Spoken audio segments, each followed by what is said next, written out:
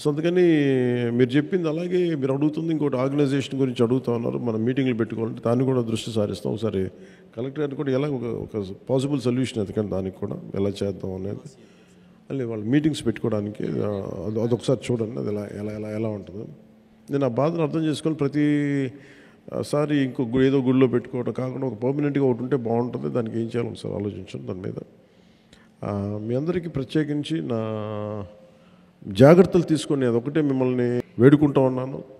ఎందుకంటే మీరు ప్రాణాలు పోతే తిరిగి రావు. అందుకని మనందరం అర్థం చేసుకొని సాధ్యమైనంత మన చేతుల్లో ఉన్నంత వరకు ఎంత జాగ్రత్తలు తీసుకోవాలో అంత జాగ్రత్తలు తీసుకోండి.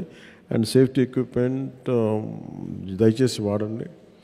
అలాగే ఈ ఐటీఐ చదివిన వాళ్ళు కానీ వీళ్ళందరూకి ఏదన్నా జాబ్ మేళా లాంటిది ఉంటుంది అని బాగున్నారు. అది నేను చాలా రోజు నుంచి అనుకుంటా ఉన్నాను. ఇది ఒక ఐటీఐకే కాదు మిగతా పాలిటెక్నిక్ అన్నిటికీ కూడా కన్సిస్టెంట్గా ప్రతి 4-5 నెలలకి 6 నెలలకి ఒక జాబ్ మేళా పెట్టాలనేది నేను వర్కౌట్ చేస్తాను. అది త్వరలోనే ముందుకు తీసుకొస్తాను. మీ దగ్గరికి 3 నెలలకు ఒకసారి పెడతాను.